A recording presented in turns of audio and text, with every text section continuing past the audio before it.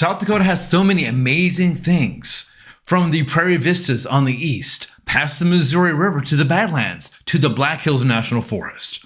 But the one thing it also has is a whole lot of crazy weather. Hey everybody, it's Tristan Emond with Mindful Living Realty, a realtor right here in Rapid City, South Dakota, the gateway to the Black Hills. You've heard me talk in other videos about all the different weather patterns we have here in South Dakota. But I now have a graph for you that's a little bit older, but I love this graph that talks about the predictableness of weather in the United States. And guess what? Rapid City is highlighted as the least predictable weather in the United States. Now let's flip over to this one that talks about the temperature of the United States. Same story, orange area, though maybe not as bad as Great Falls, Montana, we still have some of the least predictable weather patterns in the United States. If you want the same weather all the time, you gotta go to Honolulu.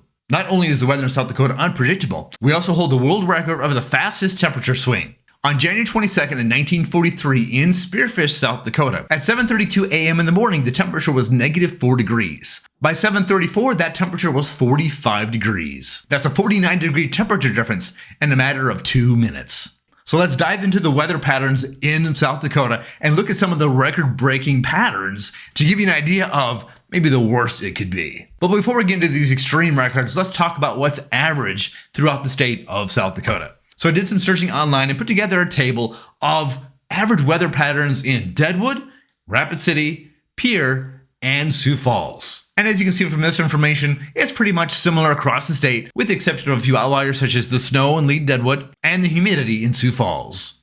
Here is a graph showing all the records in the state of South Dakota. The maximum temp has been 120 degrees. I can't imagine it being that hot. I know it's got up to 105 before, but 120 is quite hot for the state of South Dakota.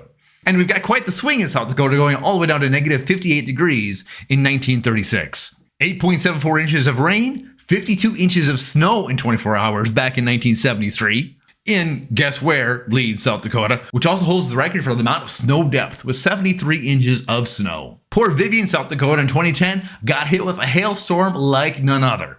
Can you imagine 8-inch hailstorms coming from the sky? We don't do things halfway in South Dakota. Now let's talk about each one of the extreme weather conditions that you can expect in the state of South Dakota. And we'll start off with the one that you imagine South Dakota the most. That would be blizzards.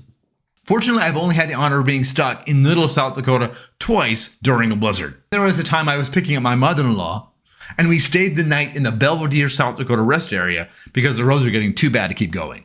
A few years later, working on the east side of the state, doing hardwood floors, we also managed to get to Mitchell before we had to stay there for a couple days before the interstate opened up and we could get home. These things are just part of life in South Dakota. One of the worst blizzards was March 2nd to the 4th in 1966. Over several feet of snow dropped, along with 70 miles an hour wind that claimed 6 lives and over 100,000 cattle. The deadliest snowstorm was back in 1888, where 235 people lost their lives during that blizzard. And I'll never forget October 3rd, 2013. Blizzard Atlas dropped 55 inches of snow in 2 days. It was called thunder snow because it was like a thunderstorm going on, but yet it was snowing. We were without power in our house for a day and a half, while some of the ranchers outside of town were without power for weeks, and thousands of livestock were lost. Here's a graph showing some of the bigger snowfall amounts in South Dakota history.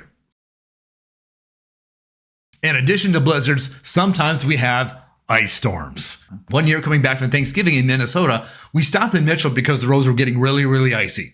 When we woke up the next day, there was like that much ice on the outside of our cars. One of the biggest ice storms was April 9th, 2013 in Sioux Falls, where they had 9 foot of snow and sleet on top of an Arctic blast. This created thick ice over power lines, caused branches to fall, and left 32,000 people out of power. You never know what you can expect in the spring in South Dakota. Could be snow, could be rain, could be ice. Yes, there is our hail. Although South Dakota is not on the highest list of hailstorms, it certainly is up there. The National Weather Service states that we in South Dakota, on average, will receive softball hail size or larger once every 1.74 years. So you make sure you get some good insurance because you're probably going to need it. And remember that 8-inch diameter hailstone we mentioned earlier? That at the moment is the largest hailstone found in the United States. In 2020, that year, there was a significant hailstorm that came through Piedmont, Somerset, and northern Rapid City. We live in the path of the storm, and this is the worst hailstorm that I've ever been a part of. It totaled both my kids' cars, it beat up my roof gutters on one side of my house. There were a couple people in our neighborhood that had windows busted, and anybody that had vinyl siding, that was just decimated like a war zone. It also went over the new car lots there north of I-90, and took out most of their inventory at that time. Now you see a few of them have hail-protected covers for their cars, and that's because of that storm. While the majority of the hailstorms aren't necessarily damaging, there seems to be always one huge hailstorm event that happens every year. The other thing we're known for in South Dakota is our wind. As you saw from the table I showcased earlier, our average wind speeds are somewhere in the range of 10 to 15 miles an hour, maybe 10 to 20 during the winter months of the year, the spring months of the year, and then they drop down to 7, 8 during the summertime. Which is great because as a water skier in the summertime, I like my lake to be as glass as possible to ski over.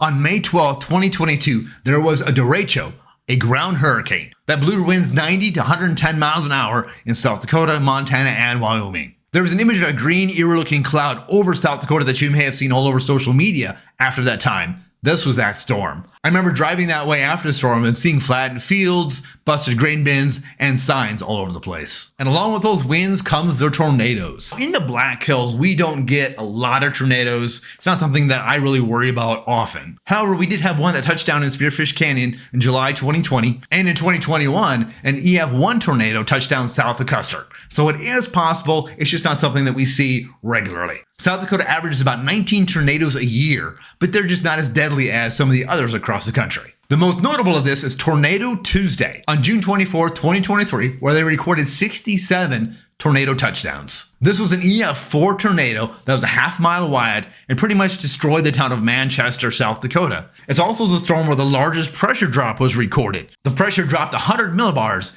in 10 seconds. On May 8 in 1965 in Tripp County, there was a tornado, an EF5 tornado that was a mile wide. It traveled 30 miles in 30 minutes and pretty much destroyed 7 farm homes, but no one was injured. One of the deadliest tornadoes was May 30th, 1997 in Spencer, South Dakota. An F4 tornado came through and took out the town of Spencer, killing 6 people and injuring 150. There's a joke about Midwesterners going outside and watching a tornado as it comes towards you. And when you've lived here long enough, you can kind of tell when something's coming.